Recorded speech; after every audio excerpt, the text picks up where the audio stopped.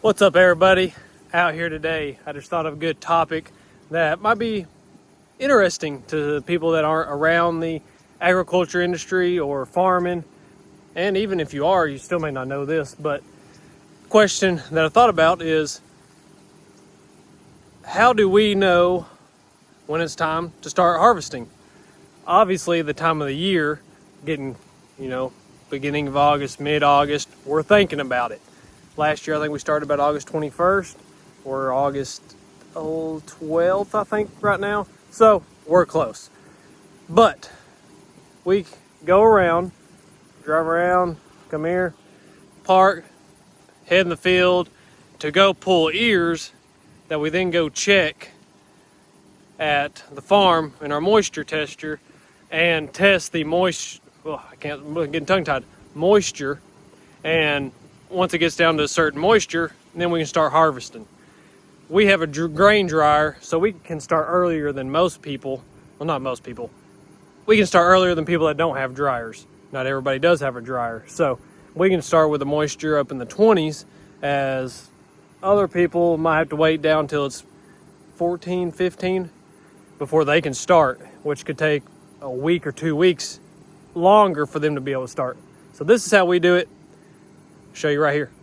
So step one, and my least favorite part, is walking in to the middle of a cornfield. You don't want to pull ears off of your in-rows because they could be drier most likely. So we go in quite a few rows, so I get cut by the leaves, which makes me whelp up real bad and itch for about an hour, but that's all right. Part of the job. All right, so I'm out here. All I'm gonna do, I'm gonna grab about 3-4 ears from here, and this is one variety. We will then go to some of our other varieties, which means different seed, and I'll go to the earliest planted date for that variety as well. I'm at my second destination with the second variety, and this is the earliest planted of this variety. Like I said, because we got to check different varieties, because I mean, you can have different variety corn. You can have a cob or ear that is really long and skinny, really skinny, or you can have an ear that will produce a really short, stubby, but really thick ear. So there's just differences, and then also there's different maturity dates and maybe ones that just dry out quicker than others. Sorry about this, just trying not to have these slice up my face. Back at the farm, so now I got to gather up some buckets to go shell those ears. That way I can collect it to be able to put it in the moisture tester. So I'll take my ears, shuck them back. I got 4 of them, but I'm just gonna do 2 right here.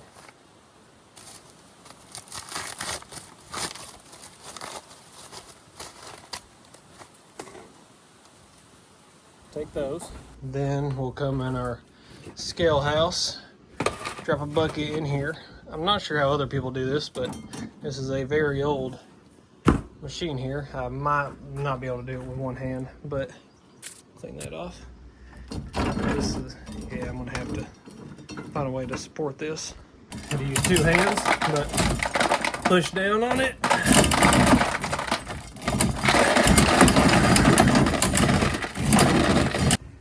And after I get all the ears shelled, that's what they look like. Then I have my bucket of kernels to go test the moisture in. Side note, gotta remember which bucket came from what field so you don't have to go redo it. Got my 3 shelled buckets. Now I'm headed to the moisture tester. Now we come to this moisture tester here, the old Dickie John. Click corn. Now it's ready to fill the hopper. So I'll take my bucket.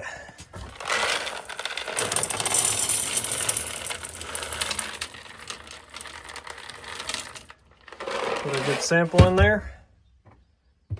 Hit start. and wait for it to do its magic. Looks like it's about done. All right, we've got 25% corn, which is getting really close to go time. And also just show my process here to keep tickets for landlords, or for, in this case, want to know what field, I'll hit print. That will then print a little receipt. I'll rip it off and I'll write the field name on it. So I'm sweating like crazy in this shack. Oh, it feels better in the breeze. So that 25% on that one variety, the other two varieties I checked were 31, 32%. That's still got a minute, but that 25% is really close to go time. I don't know for most people, but my granddad and us tend to always be on the early side. So that's really, really close to go time. 25% is about the max you want to do, but we're right there. So that's how we decide whether or not it's time to back the combine out and get to checking or not. If it was just 32% or so, we'd be like, all right, in a couple more days, probably wouldn't check tomorrow, but the next day we'd be like, all right, we're going to go check then, and just keep checking until it reaches about 25%, and then we're going to be like, time to get the combine out.